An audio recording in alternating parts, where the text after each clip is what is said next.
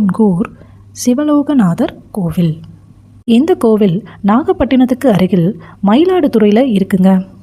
இங்கே சிவபெருமான் சிவலோகநாதராகவும் அம்பாள் சொக்க நாயகியாகவும் காட்சி தர்றாங்க. இந்த தலத்தோட சிறப்பு, முன்னொரு காலத்தில் சோழ நாட்டில் மேல ஆதனூர் அப்படின்ற கிராமத்தில் பிறந்தவர் தான் நந்தனார். இவர் மிகச்சிறந்த சிவபக்தர்.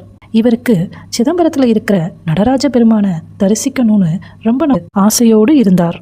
இருந்தாலும் கூலி வேலை செஞ்சுட்டு வர்ற இவரால் உடனடியாக சிதம்பரத்துக்கு போக முடியலை. அவர் வேலை செஞ்சுட்டு வர்ற இடத்துல அவருக்கு அனுமதியும் கிடைக்கல. இதனால் அவர் சிதம்பரத்துக்கு நாளை போகலாம் அப்படின்னே நினச்சிட்ருக்காரு. இப்படி நினச்சிட்டு இருந்தனால இவருக்கு திருநாளை போவார் என்ற பெயர் கூட இருக்குங்க. ஒரு நாள் அவருக்கு சிதம்பரம் செல்றதுக்கு முதலாளி அனுமதி கொடுக்குறாரு. மகிழ்ச்சியோட நந்தனார் சிதம்பரத்துக்கு கிளம்பி போகிறாரு. அவர் போகிற வழியில் திருப்புன்கூர் கோவில் இருக்குது. அங்கே இருக்கக்கூடிய சிவபெருமானையும் தரிசித்துட்டு போகலான்னு கோவிலுக்கு போகிறாரு. நந்தனார் தாழ்த்தப்பட்டவர் என்பதனால கோவிலுக்குள்ள அவரை சில பேர் உள்ள விட மாட்டுறாங்க.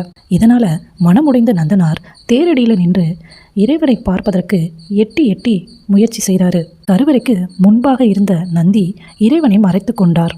என்ன செய்வேன் இறைவா, உன்னை பார்ப்பதற்கு எனக்கு அருள் செய்ய மாட்டாயா என மனமுருகி வேண்டாரு நந்தனார். அப்போது கோயிலின் கருவறைக்கு முன்னாடி இருக்கிற துவார பாலகர்கள் இறைவன்கிட்ட சுவாமி நந்தனார் வந்திருக்கிறாரு அப்படின்னு சொல்கிறாங்க. இன்னொருவர் சொல்லி தான் இறைவனுக்கு தன் பக்தர்களின் பக்தி தெரிய வேண்டுமா என்ன? நந்தனாரின் பக்தியை கண்டு மகிழ்ந்த சிவபெருமான் தன் நந்தியை பார்த்து, சற்றே விலகிரு பிள்ளாய், நம் சன்னதி மறைக்குதாம் என்றார். நந்தியும் அதன்படி சற்று தூரம் விலகி கொண்டதாம். இப்போது இறைவனின் திருக்காட்சி நந்தனருக்கு நன்றாக தெரிஞ்சதாம். சிவலோகநாதர் சன்னதிக்கு சென்று பார்க்கும்போது நந்தி சற்று வடபக்கம் விலகி இருப்பதை பார்க்கலாங்க.